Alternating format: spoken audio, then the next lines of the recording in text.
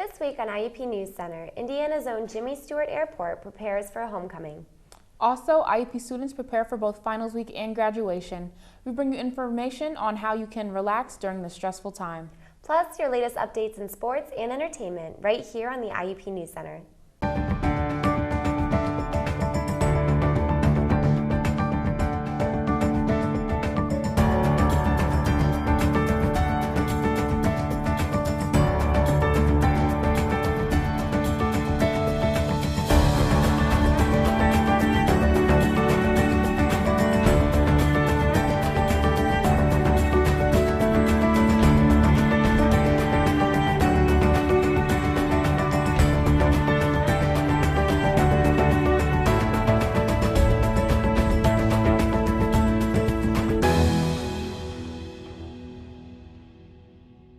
Welcome to IUP NewsCenter. I'm Bree Spitzer. And I'm Jasmine Slaughter. Jimmy Stewart Airport prepares for a happy homecoming. The airport has announced that Jimmy Stewart's private airplane has been salvaged and brought to the airport that bears his name. After years of sitting in a Dallas salvage yard, the 1961 Cessna has been rescued and plans to refurbish it are underway. We have some experience in building small planes, says Harold Wood, Secretary of the Experiment Aircraft Association, Chapter 993 at the airport. The Indiana chapter and the group agreed to restore the Cessna as a chapter project. It's an ambitious project, said Wood. The group has estimated the cost to be in excess of $50,000 and is seeking donations to help offset the cost. Indiana County is seeking extra funding for a pedestrian bridge that will help connect the Hoodlebug Trail to the Blairsville Riverfront Trail. This project would carry the trail over Route 22 in Burrell Township, which is just west of Route 119 interchange. County officials are applying for a $290,000 grant after voting on the matter in April 8th. If the grant is approved, it would help cover the necessary engineering and design costs. However, it would still be a few years before construction actually begins. The project would serve to bridge the gap in the system's trail network. Everyone is still waiting in line out of excitement at Chipotle, but Oakland Avenue isn't stopping there. The White Township Planning Commission held a final site plan meeting last Tuesday. The site across from the Aldi entrance on Oakland Avenue would be housing an Applebee's restaurant, a Bob Evans restaurant, and a Holiday Inn Express. After a few planning issues, the matter was once again tabled, but the project is highly anticipated by the county. The dam work is scheduled. The Cummings Dam at Blue Spruce Park will be undergoing some drilling work this week. Ackenhill Engineering and the Pennsylvania Drilling Company will be working on the dam for approximately 7 days. They will be sampling the core of the concrete dam and the ground surrounding it. The work on the dam is mandated by the Pennsylvania Department of Environmental Engineering and is being funded by Indiana County. Are you tired of struggling to find a place for your relatives to stay when they come to visit? Worry no more. IUP announced the construction of a Hilton Garden Inn next to the Kovalchik Convention and Athletic Complex. Construction is set to begin on April 29th. The hotel will reside near the intersection of Pratt Drive and Wayne Avenue and is expected to open in the summer of 2016 with 128 guest rooms and suites. The hotel is operated per Hilton brand standards and will include an indoor pool, fitness center, complimentary Wi-Fi, a 24-hour business center, and a full-service restaurant and lounge. Now here's Elise Myers to bring us more news on Islam Awareness Day here at IUP. The Saudi Student Association held Islamic Awareness Day Tuesday evening in the Hub Ohio room. The event's message was one of peace. Different speakers were invited to cover topics that ranged from mercy to all that exists, women and peace, as well as elements of inner peace in Islam. The event also hosted newly converted Muslims who shared their personal story to the audience. Women who attended the event were able to try on the hijab, a headscarf that many Muslim women wear at all times in public. The response was very positive, and those who tried it on were given the option to keep the beautiful accessory. The event concluded with a large buffet of Middle Eastern food for all to enjoy free of charge. The association wants the community to know that their focus is hospitality, giving, peace, and knowledge of their religion. Reporting from IUP, I'm Elise Myers. Thanks, Elise. Due to financial difficulties, Indiana County may be shutting off power to an annual tradition. The Yuletide Festival of Lights, which has been celebrated for the past 22 years, was discontinued in January due to stagnant attendance and high costs. Indiana County Commissioner Mike Baker is fighting for the festival, hoping to give it another chance. Baker, after meeting with the Indiana County Chamber of Commerce, said that the commissioners will be putting together a proposal and possible lease agreement. This will allow a group of small businesses to stage the event using county lighting and related electrical equipment. At the end of this 3-year plan, the leaseholder will have the option to buy the festival rights and equipment. Baker's efforts are the beacon of hope this festival so desperately needs. Indiana may be receiving a huge boost in tourism and recognition over the summer to celebrate Jimmy Stewart's birthday. The directors of the Jimmy Stewart Museum Foundation chose a celebrity who had a connection to the beloved Stewart, personally or professionally, to receive the Harvey Award. Previous winners included the late James Best and the great Carol Burnett. Jim Caviezel, best known for playing Jesus in The Passion of the Christ, announced on The View during a Friday morning interview that he will be accepting the award this year. Caviezel is scheduled to visit in August. His timing is perfect, as Jimmy Stewart would have been turning 107 years old on May 20th. The First Commonwealth Bank kicked off Indiana's free library annual drive with a bang. They donated $5,000 to the library. The goal that the free library hopes to achieve in 2015 is $50,000. They will use this money to redesign the front entranceway door to display the newest categories of books available. Donations can be made at indianafreelibrary.org. Hey, all you spaghetti lovers, don't plan on cooking dinner this Saturday. That's right, April 25th, the Bethel Presbyterian Church will be hosting a delicious spaghetti dinner from 4 to 7 p.m. at their church. The prices for meals are as follows: $8 for adults, children ages 5 to 12 are $3, and the dinner is free for any child under 5 years old. You can purchase tickets in advance or at the door, and it is all you can eat. As a bonus, carryout is available as well. Local YMCA swim team places second in swimming competition. The Indiana YMCA Masters Swim Team recently competed in the Allegheny Mountain YWCA Masters Swimming Association Championship at the Spire Institute Olympic Training Center in Geneva, Ohio. 12 teams comprising of over 100 members competed for the Division III honor. Indiana's winning team, featuring members Gian Pagnucci, Richard Norris, and Raymond Rainbold, scored 93 points to secure their team's title. Norris and Pagnucci also earned recognition for completing the Amisma Swim Marathon and Iron Person Swim competitions. Even furniture stores are looking to change up their own living spaces. Rustic Acres, a furniture and interior design store, has moved into a larger location to better serve their customers. The company held a ribbon-cutting ceremony for its new location of operations last Wednesday. In attendance were Denise Liggett, Indiana County Tourist Bureau co-owners Donna and David Reed, Jim Struzzi, president of the Indiana County Chamber of Commerce, Shannon Lauer, representative for State Representative Dave Reed, and Matt Baker and Patty Ivanko, Indiana County Commissioners. The former location on the corner of Ben Franklin and Warren Roads in White Township became too small to accommodate the company's growing product line. Are you going to the spaghetti dinner on Saturday? I think I might. It sounds like it'll be a really good time. I think I'll check it out too. Thanks, ladies. R&B singer August Alsina will be performing tonight in the Hub Ohio Room. Unfortunately, tickets are currently sold out. IUP student Damian Trowick says, "I'm so happy I got my ticket before they sold out. I love August's music." Study, study, study is what's going through many students' minds as finals are quickly approaching. Find your favorite place to sit back and study, whether it's in the library or in the comfort of your own home. IUP student Jamal Ferguson says, "My favorite place to study is alone in my apartment." No matter where you like to study, there are many places around campus that can help you, including the Crimson Cafe. The IUP Music Department will be making your experience a little bit more enjoyable with a free performance once a month throughout the semester at the cafe starting at 1:30 p.m. Make sure you stop by to enjoy some great live music put on by your fellow classmates. Most college students would admit to being stressed, especially seniors trying to finish up all the last threads of the semester. So why not release your busy mind and try a free meditation session? Daniel Weinstein, PhD Assistant Professor of English and a mentor in IUP's Mindfulness Living Learning Community, will host a weekly walking, writing, and sitting meditation session every Monday morning from 9 to 10 a.m.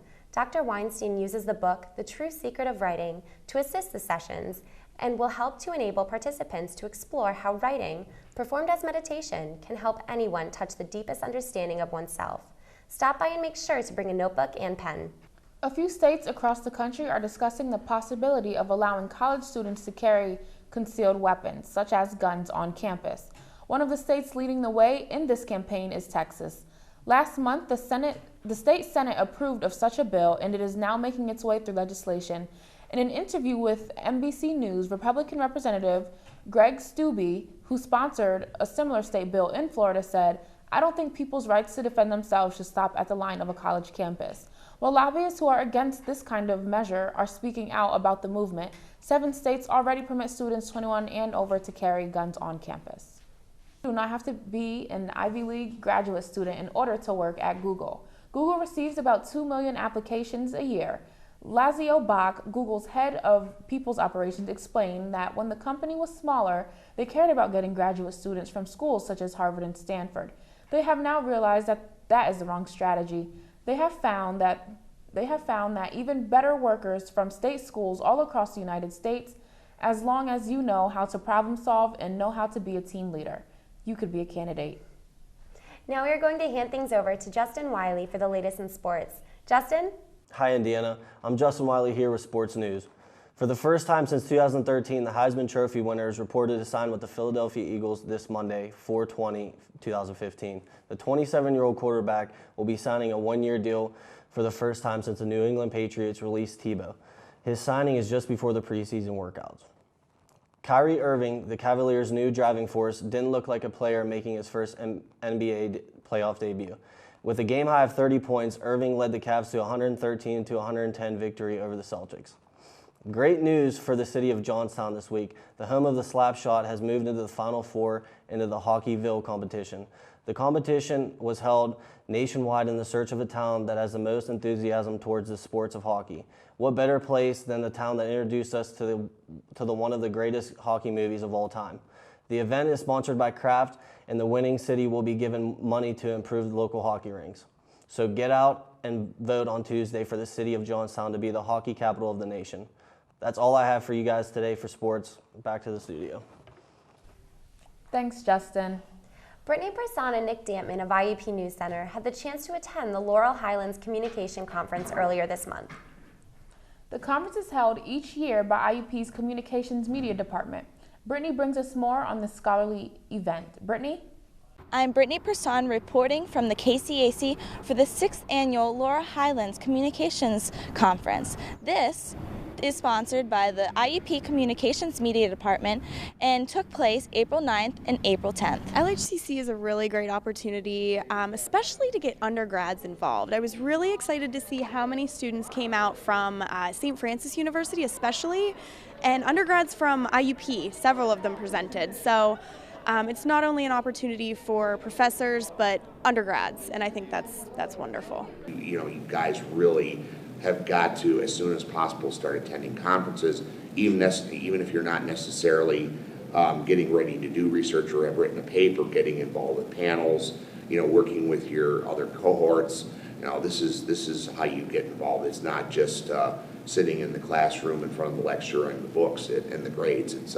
This is how you build scholarship from the get-go, and it's for someone at the doctoral level, it's a must. Everyone was very well spoken, very intelligent. I learned a lot about communications and what they do in the real world. So for the LHCC, we pretty much as the center delegated tasks between the GAs. My main task was coordinating and logistics. I handled a lot of the emails that went to the presenters and the media showcase and poster session participants. And from there we came up with a schedule, and the schedule took about 50% of the time when it came to getting the conference together.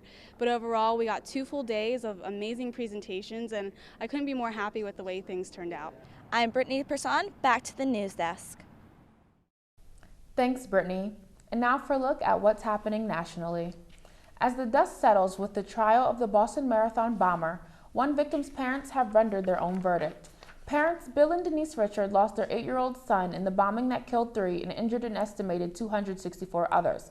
The family was cheering on the participants when the attack took place. Their daughter, who was also injured in the blast, lost her leg and sustained other injuries. The man responsible for the attack, Zolkar Tsarnaev, was found guilty of all 30 charges, 17 of which carry the death penalty. The Richards pleaded for the defendant not to be executed. Poland has summoned the U.S. ambassador and demanded an apology over a statement regarding their role in the Holocaust. On Thursday, FBI Director James Comey commented in a Washington Post article that some Poles were to blame for the atrocities that claimed the lives of millions of people. He was quoted saying, "In their minds, the murderers and accomplices of Germany and Poland and Hungary and so many other places didn't do something evil." Polish President Bronislaw Komorowski told a television station that the FBI director's comments were an insult to the thousands of Poles who helped the Jews. On Sunday, the Washington Post published a column condemning the comments of the director. After decades of anticipation, Ringo Starr has been inducted into the Rock and Roll Hall of Fame. The 74-year-old musician was the last Beatle to be inducted as a solo artist and said at the ceremony, "Finally, I'm invited and I love it." After an introduction from his former bandmate, Sir Paul McCartney, they performed the iconic Beatles anthem with a little help from my friends.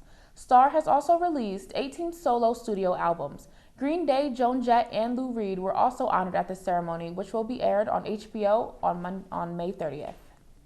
In Philadelphia, PA, in the Tioga Nicetown section of the city, a 29-year-old woman named Precious Richardson Coleman is being charged with attempted murder after a hit-and-run incident. Precious was charged with 2 accounts of attempted murder and related offenses, and her bail was set to $750,000. The incident happened around 2:05 p.m. on Friday, and the victim was identified as 24-year-old Beatrice Spence. We will keep you updated as the story continues to develop. 3 people were injured in a shooting on the campus of Delaware State University. It happened around 8:30 p.m. Saturday on the campus located on the 1200 block of North DuPont Highway. Gunfire erupted during a school-sponsored cookout for the university's fraternities and sororities. Junior Devontae Phillips said, "Someone got trampled and I heard gunshots. It was just a horrific event." All 3 people shot were taken to Kent General Hospital in Dover with non-life-threatening injuries. The victims were not DSU students. No arrests have been made. Now bringing things back more locally. IUP student Robert Matchett was awarded the 5th annual Ray Koppler Disability Awareness Award on April 8th. The Koppler Award gives recognition to an IUP student, faculty, staff, or administrative member for their contributions to disability education, awareness, and/or inclusiveness at IUP. Matchett is an undergraduate student at IUP who stated he found his passion when switching his major to disability services. Matchett, who himself has disabilities, has committed himself to disability education and awareness-raising efforts at IUP. Through IUP's Phi Sigma Pi National Co-ed Fraternity, Matchett led the organization and delivery of an Autism Awareness Week on campus.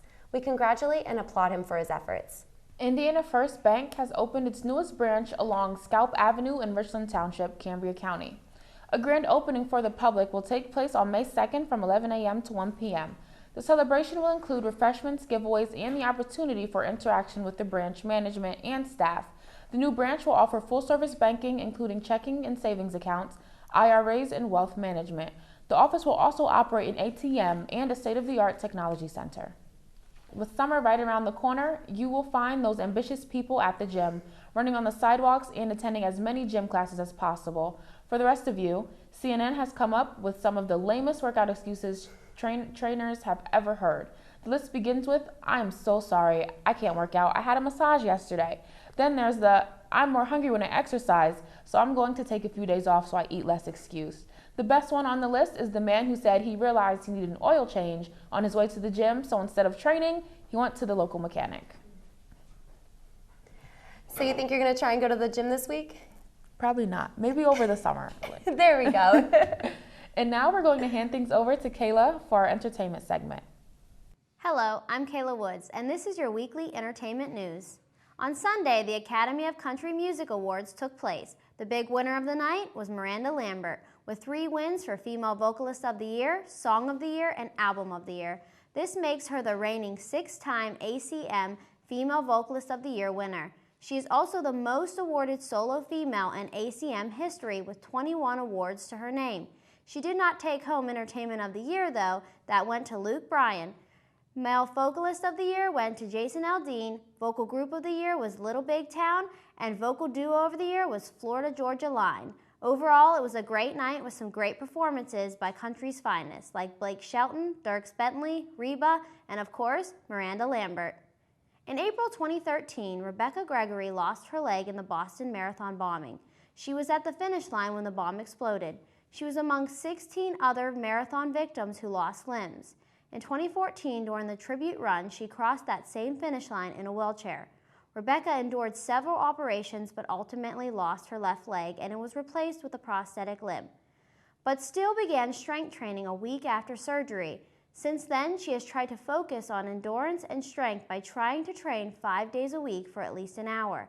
She has said that running with a prosthetic leg has been challenging since she can't feel it hitting the pavement, but she has not let anything get in her way. Rebecca said, "This time, the only thing hitting the ground will be my running shoe, as I show myself and the rest of the world that I am back, stronger than ever, and there is no stopping me now."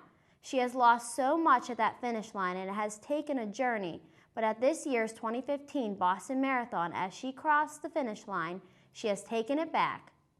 Rebecca Gregory is a true inspiration to us all.